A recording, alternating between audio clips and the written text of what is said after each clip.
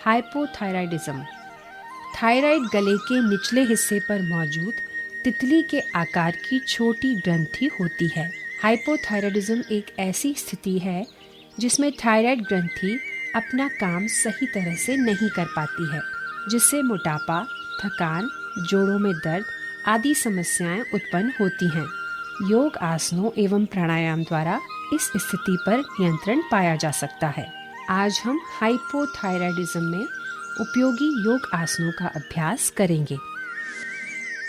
शिथिलीकरण अभ्यास, चालन क्रिया। अब हम योग का अभ्यास चालन क्रिया से प्रारंभ करेंगे। यह शरीर में रक्त संचार को बढ़ाता है, थकान तथा शरीर की जकड़ाहट को दूर करता है। ग्रीवा चालन, गर्दन का व्यायाम। प्रथम चरण, गर्दन को आगे और पीछे झुकाना। सचेत मुद्रा में खड़े हों, पैरों को आरामदायक स्थिति में फैलाएं तथा हाथों को कमर पर रखें। श्वास छोड़ें तथा सिर को धीरे धीरे आगे की ओर झुकाएं तथा ठुड्डी को छाती से स्पर्श कराने का प्रयास करें। श्वास भीतर लें तथा सिर को पीछे ले जाएं। जितना आराम से जा सके उतना पीछे ले जाएं। श्वास छोड़ते हुए सिर को वापस आगे लाएं। ग्रीवा चालन, गर्दन का व्यायाम। द्वितीय चरण, गर्दन को बाईं तथा दाईं ओर झुकाना। श्वास छोड़ें तथा सिर को धीरे धीरे दाहिनी तरफ झुकाएं। कान को कंधे के इतना अधिक निकट तक ले आएं जितना संभव हो सके। श्वास भीतर लें तथा सिर को सामान्य स्थिति में लाएं। श्वास छोड़ें तथा सिर को धीरे धीरे बाईं ओर झुकाएं। श्वास भीतर लें तथा सिर को वापस सामान्य स्थिति में लाएं। ग्रीवा चालन, गर्दन का व्यायाम। तृतीय चरण, गर्दन को दाहिनी तथा बाईं ओर घुमाना। श्वास छोड़ें तथा सिर को दाहिनी तरफ इतना घुमाएं कि ठुड्डी कंधे की सीध में आए। श्वास भीतर लें तथा सिर को वापस सामान्य स्थिति में लाएं। श्वास छोड़ें तथा सिर को बाईं तरफ घुमाएं। श्वास भीतर लें तथा सिर को वापस सामान्य स्थिति में लाएं। ग्रीवा चालन, गर्दन का व्यायाम। चतुर्थ चरण, गर्दन को घुमाना। सिर को आगे की ओर झुकाकर ठोडी को छाती से स्पर्श कराने का प्रयास करें। श्वास भीतर लें तथा गर्दन को घड़ी की सुइयों की दिशा में घुमाएं।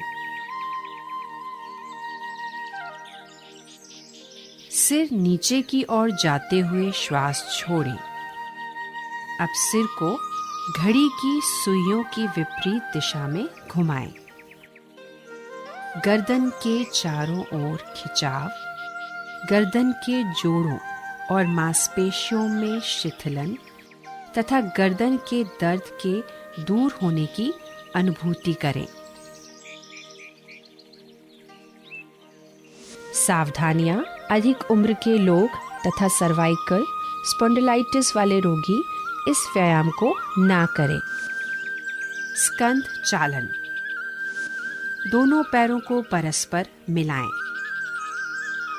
पैर से सिर तक के हिस्से को सीधा रखें। भुजाओं को बगल में रखें। श्वास लेते हुए बगल से दोनों भुजाओं को सिर से ऊपर उठाएं। हथेलियां ऊर्ध्व दिशा में हों। श्वास छोड़ते हुए दोनों भुजाओं को बगल में वापस ले आएं।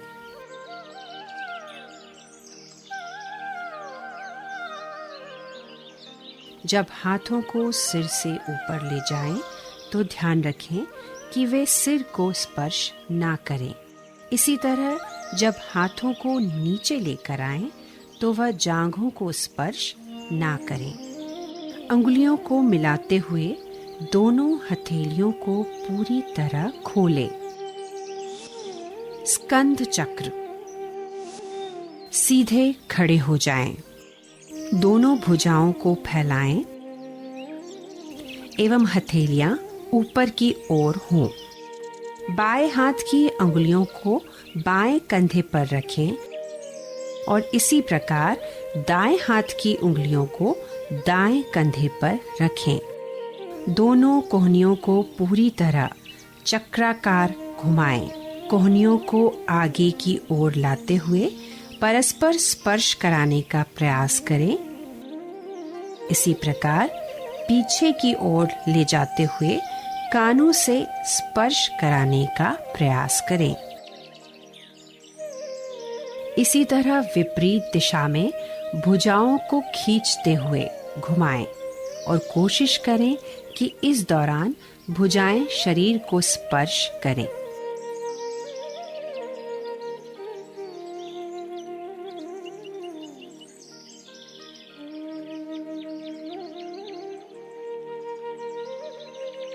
घुटना संचालन। घुटनों को चलाना। श्वास भीतर लें। अपनी भुजाओं को कंधे के स्तर तक उठाएं। श्वास छोड़ते हुए घुटने मोड़ें तथा अपने शरीर को शून्य की मुद्रा में नीचे लाएं। श्वास भीतर लें तथा शरीर को सीधा करें। इसे 2 बार और दोहराएं। इस व्यायाम से घुटने तथा कूल्हे के जोड़ मजबूत होते हैं।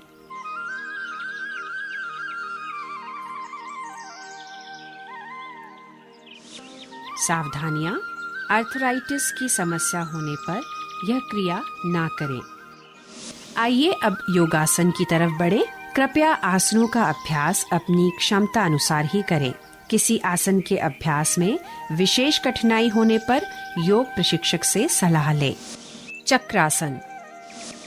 सर्वप्रथम पीठ के बल लेट जाएं। दोनों पैरों को घुटनों से मोड़ें एवं एड़ियों को नितंब के पास स्थिर रखें। दोनों हाथों को मोड़ते हुए दायां हाथ दाएं कंधे पर, बायां हाथ बाएं कंधे के पास रखें। श्वास लेते हुए हाथों व पैरों के सहारे कमर और छाती को धीरे धीरे ऊपर उठाएं। पूरे शरीर का भार हाथों व पैरों पर होना चाहिए।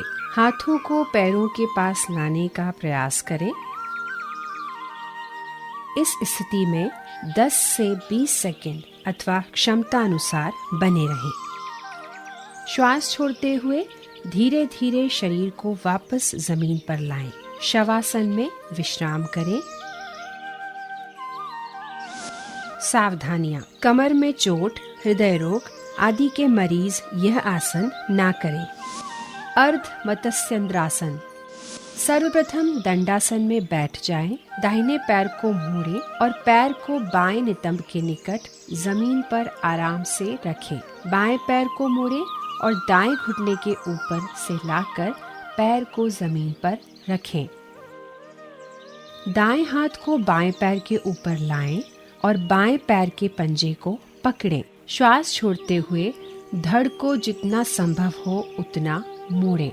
साथ में गर्दन को मोड़ें जिससे कि बाएं कंधे पर दृष्टि केंद्रित कर सके। बाएं हाथ को जमीन पर टिका लें। सामान्य रूप से श्वास लेते रहें। इसे इसी प्रकार दूसरी तरफ से भी दोहराएं। लाभ। मधुमेह में लाभप्रद है। मेरुदंड को सशक्त बनाता है। सावधानियां। साइटिका, पेट का अल्सर, मेरुदंड संबंधी चोट वाले गर्भवती महिलाएं, स्लिप डिस्क आदि रोग वाले इस आसन को ना करें। शशकासन।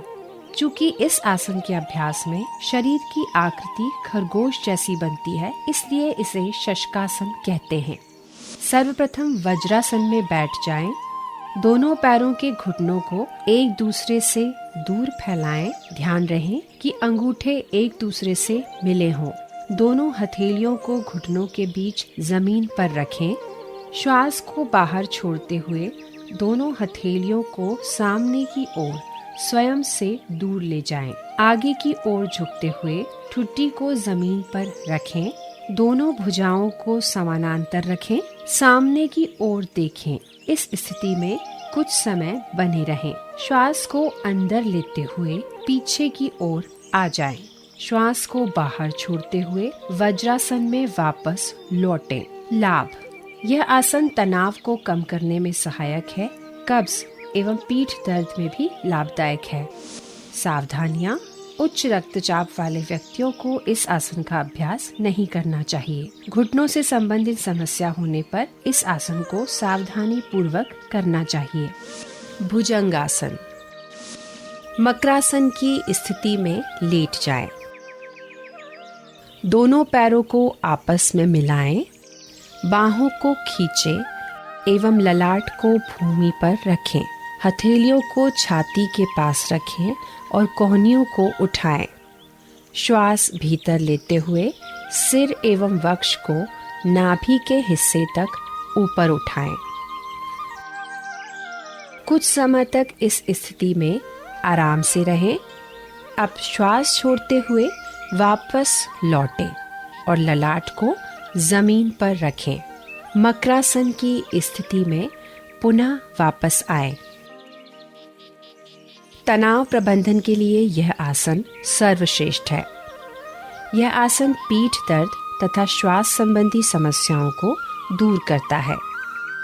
सर्वांगासन: सर्व शरीर को प्रभावित करने से इसे सर्वांगासन कहा जाता है।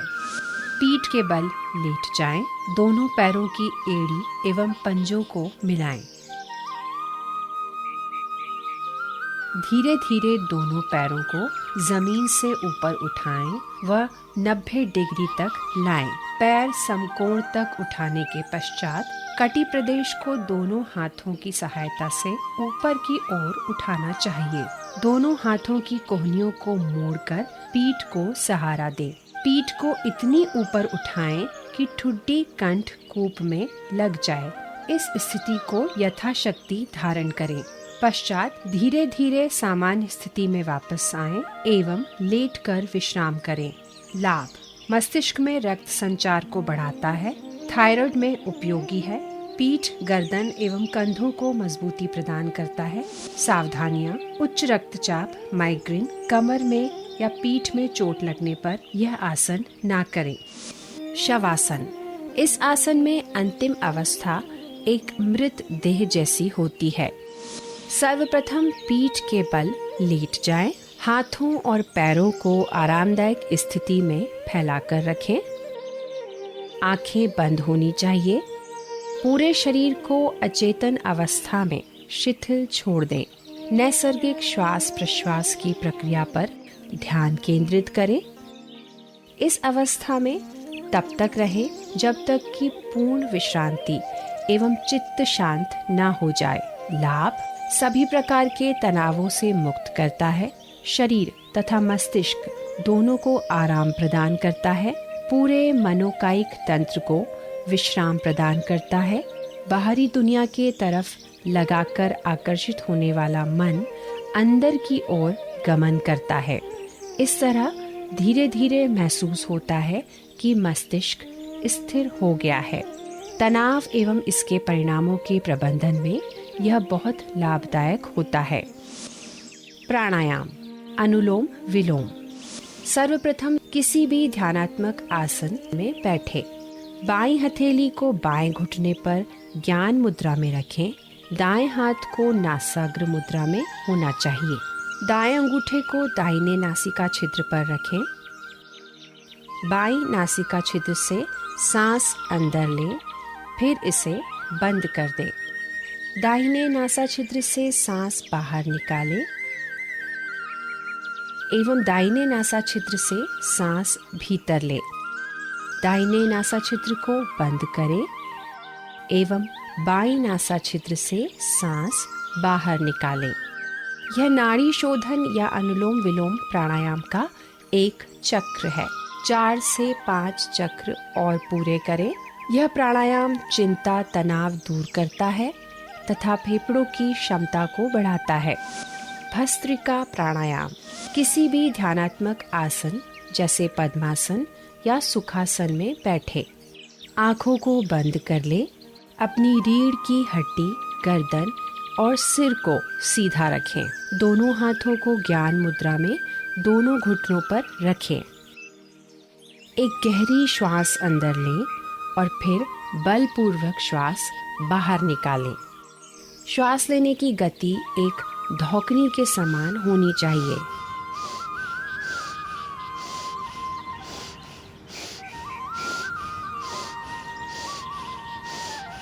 इस क्रिया को निरंतर करते रहें और इसे कम से कम 21 बार करें अथवा अपने सामर्थ्य अनुसार करें। उसके बाद एक लंबी श्वास लें और फिर धीरे धीरे सामान्य स्थिति में आ जाएं। यह प्राणायाम फेफड़ों को स्वस्थ बनाता है, उनके कार्य करने की क्षमता में वृद्धि करता है तथा एकाग्रता को बढ़ाता है। उज्जाई। किसी भी ध्यानात्मक आसन में बैठें। दोनों नासिका द्वारों से धीरे धीरे श्वास अंदर लें। श्वास लेते समय कंठ द्वार को संकुचित करें ताकि गले से हल्की ध्वनि उत्पन्न हो। श्वास लेते हुए यथाशक्ति वक्षस्थल को फुलाएं। इसके बाद जालंघर बंध लगाकर यथाशक्ति श्वास को अंदर रोकें।